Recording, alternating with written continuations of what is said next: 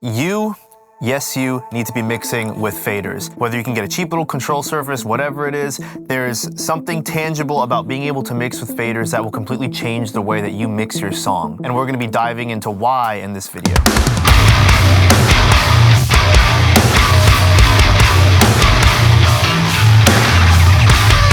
Mixing with faders is a lost art. It really is, especially among people in my generation and younger. And that's why I have an S3 control surface. You don't have to get something as grand as this, even though you can get these a lot cheaper now. Even something like an artist mix, an S1, they make the UF8. There's the soft tube console version that they have. There's like the PreSonus fader port, even the one. Anything that allows you to get your hands on some moving faders and control your audio with that, you don't realize and understand how big that's gonna change how you mix until you have it right in front of you. This will change the game for you in a way that no compressor, no EQ, no mic, no plugin, no anything will be able to do for you. There's just no comparison because it's feeling. You get to add feeling into your mix. There's something about being able to ride the faders and be able to feel it like you're here, you can close your eyes, you can just ride your faders and you know where it is. If you lay it out, you know your kicks here, you know your snares here, you know this, whatever it is, you can lay it out. You can set these things up later. But once you know it and you have it set, you can have your hands on the faders and you can actually feel the music. And you can real-time automate things to feel right. You can go section by section. Something I saw from David Bendith, he talks about how he doesn't count mixing as, you know, the EQs or the compressors or whatever it is that you do. That's not mixing to him. That's just like prep. His mixing is him riding the faders. Whenever I saw him do it in Nail the Mix, it was interesting because he would go section by section, like, okay, let's play the verse. He'd play the verse, go to the marker, and he would kind of ride the instruments for that marker, and he'd be like, oh, I wanna go to this last part, and then he would ride that. And you know, that's kind of how his process would be, and he would explain it, and I'm like, oh, that's kind of cool. So you go and you mix it in sections, and you record the automation in sections. I do something kind of similar to that now, but you know, throughout my mix, a big part of, you know, what made me go from stuff that was already sounding really, really good, this is what pushed it over the edge to where I can really add feeling. If you like this video so far, please like and subscribe. It really helps the channel. It'll help me get monetized, helps me get the watch hours, helps this video go out to the people who want to see it, and it'll tell YouTube that you actually like this and that it's the right audience since I'm a smaller channel. So I appreciate you.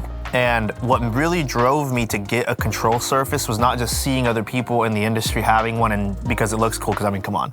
Anyone walks into your studio, they see this. I can't tell you how many times people walk in here and like, yo, what console is this? And I'm like, they see the whole desk, the computer, they think the Mac Studio display is part of this and it's a console. It's designed to look that way because it does look cooler.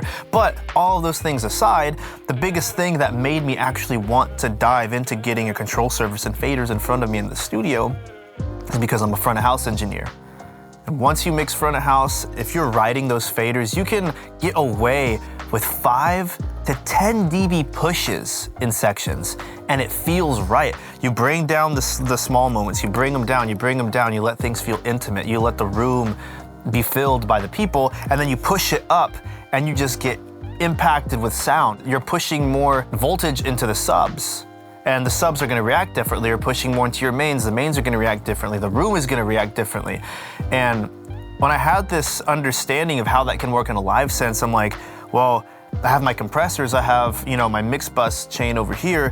What's it like if I just push that into my mix bus chain? And when you're automating into things like your compressors, you're gonna change the way that your compressor reacts in certain parts of the song, and the movement is gonna change. You're gonna create more push and pull. You're gonna create more emotion. When you have the faders, this is the key to adding emotion into your mix. I cannot stress it enough. Like, if you don't have one of these, get one. Pick up a cheap one, start messing with it. Like, I'm telling you, this is, it's not free game because you gotta buy the dang thing, but you know, if you just listen, you actually get something like this and you start mixing with it, you will see the tangible results. And it will take a little bit to adopt your workflow into this because it does take setup. This one takes setup. With Yukon, I have to go into my project setting. I have to be like, okay, this fader is gonna be my drum bus, this one's gonna be my bass master, this is gonna be my guitar master, this is gonna be a mix bus, or so on. And I have to designate those, and I can save them onto scenes, and I can flip through those scenes. And if you treat that as part of your session prep, once you sit down and you mix, you have your control surface set up exactly where you need it to be. I have mute groups here, so I can, have just only my drums. I can have only my bass, only my guitars, only my vocals, only that, and it'll hide all the other tracks and it'll only show those there. So I'll spill that right here, only here, very similar to a live workflow. And it allows you to kind of go between certain sections and the whole macro sense where you have everything in at once. And if you set it up right, you can really fly through a mix and just mix fully emotionally. And the cool thing about a control surface too is, these on this one I have encoders. And I can map these encoders to the plugins. So I could have an EQ, and I have the frequency, I have the gain, and I have the Q on here labeled as specific encoders. So anytime I pull up an EQ, I can pull up that EQ and I know if I adjust this knob, I'm adjusting the frequency. I know I'm adjusting the gain if I adjust this knob. I know I'm adjusting the Q if I adjust this knob. And I've set up certain things. It does take a little bit to set up depending on how, grand of a control surface you get. This is definitely one of the nicer ones, the S3. It's on Yukon control, so there's a lot of things you can do to customize it. I probably don't even reap, all the benefits that I could get out of this guy, but there's just something, even if this was bare bones and I just had 8 faders in front of me. This 8 faders, maybe it doesn't talk to the DAW as robustly as this one does. It doesn't matter, just the fact that you have 8 faders that you can write automation to, that in and of itself can change the game for you if you actually adopt that workflow. Again, it will take a little bit of changing what your workflow is, and you kind of have to have a paradigm shift, but once you do it, you really won't be able to go back. You're not going to want to automate this stuff with your mouse. You're not going to want to, highlight things with a marquee tool and drag it up and drag it down, unless it's very specific, nuanced things that you have to get it right on.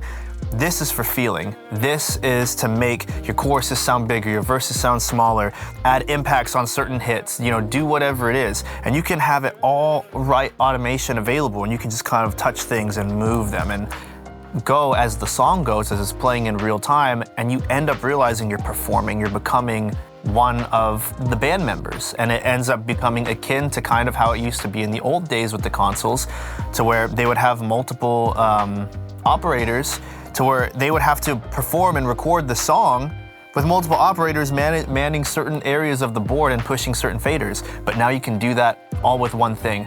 And this is just one way that you can add more movement, add more liveliness and energy into your music that I really do feel is a lot more beneficial than buying the next hottest compressor or whatever it is, even though really good compressor is fire, because these guys are fire. If you think I'm wrong at all and you want to fight with me in the comments, go for it. Tell me, I don't need faders, my mouse and my keyboard has feeling. If that's you, tell me, let me know why. But I'm not sponsored. I mean, this thing is discontinued. The S3 is discontinued, so I ain't trying to sell you no digital fader port or anything. Hey, but if any companies see this and they're like, dang, you wanna send me some stuff? Hey, I'll do some things. I'll do some things if it's fire. Please like and subscribe. I really need some help to get the watch hours there, because it's about to roll over the 365 days. Help me get there so I don't lose that. If you are interested in mix tutorials or sessions where I go over your mixes with you, any type of one-on-ones, I have a link in the description to where you can book something with me for that. And if you want to book me to mix your stuff, if you're a band or an artist, you want that, my portfolio is here, so let me know. Anyway, I appreciate every one of you people. Hopefully this gives you a new paradigm shift on what you can do with control surfaces and how important faders are. And I'll see you guys in the next one.